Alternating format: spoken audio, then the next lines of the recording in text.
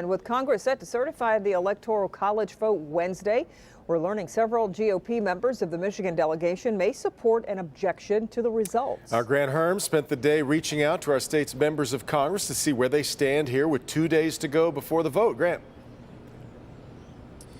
Well, the run-up to this vote this week has been some of the most dividing time for members of Congress, specifically Republicans. And today we're learning that potentially half of Michigan's Republicans in Congress plan to object to their state's vote. Of Michigan's 14 members of Congress, 8 have acknowledged Joe Biden's victory. Each of the Democrats and Republican Fred Upton, the only Republican from Michigan to say Biden won. In a statement, Upton saying in part, there have been no cases of fraud discovered that would overturn President-elect Biden's 154,000 vote victory in Michigan. The other 6 members include 4 from the so-called Kraken Caucus and the state's 2 freshman members.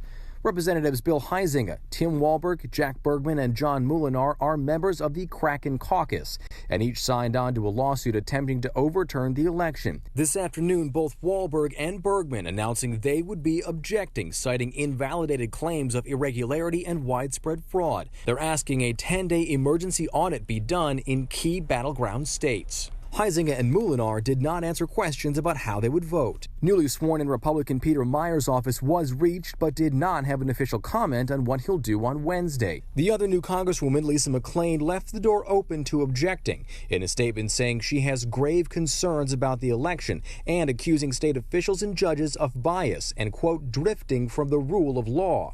McClain says she stands with Republicans who plan to object, but stopped short of saying she would join them, writing in part, if what I see on Wednesday further confirms the concerns voiced to me by folks in the 10th District, I will follow my oath of office and vote accordingly. Now, McClain also signed a letter before she was sworn in to House Speaker Nancy Pelosi asking for an investigation into the results of the 2020 election, saying it's worth noting, I should say, that the members who are objecting to this vote on Wednesday are also objecting, Devin, to their own victories in November. Really unusual wrinkle in all this, but Grant, so we've got a dozen senators who want a 10-day audit, and they're planning to object on Wednesday, and the Michigan Secretary of State weighed in on that.